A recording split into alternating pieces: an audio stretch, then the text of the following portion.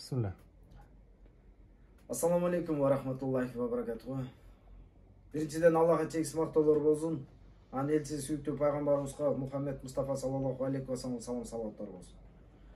Мынакей биздин таш көмүр садака биримдигинде ушул таш көмүрдө муктаж болгон үй-бүлө жана оорулууларга бизде сыртта жүргөн бир туугандарыбыздын жардамы менен ушул бир туугандарыбызга акчалай жардам берип отурабыз. Сиздерден Аллах ыраазы болгон болсун. Ким салым кошкон болсо, Аллах эки дүйнө бактылуу берсин. Ар дайым ушундай ынтымакта биргеликте ар дайым чогуу бололу.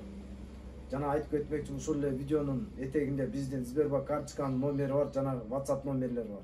Кайдыгер карабаңыздар, кошуңуздар.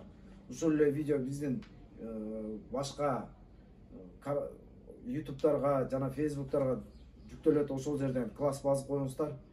Алла ыраазы болсун. Не дейбиз? Ошо Россиядагы биздин мигрант жигит кыздарга ыраазычылык билдиребиз.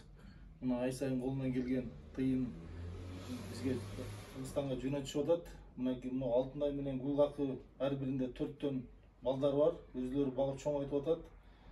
Силерге күч кубат, ден соолук. Мынакей ошо жигит кыздардын атынан силерге 2000 сомдон жардам катары тапшырып коелу, садака биримдигинин атынан. Ушуну айтылып Алла ыраазы болсун. Бардык ушу тапкандар жашоолторго ушу балдардын жакшылыктарын көргөй жүрүшүбүз. Эки дүйнө бактылуу.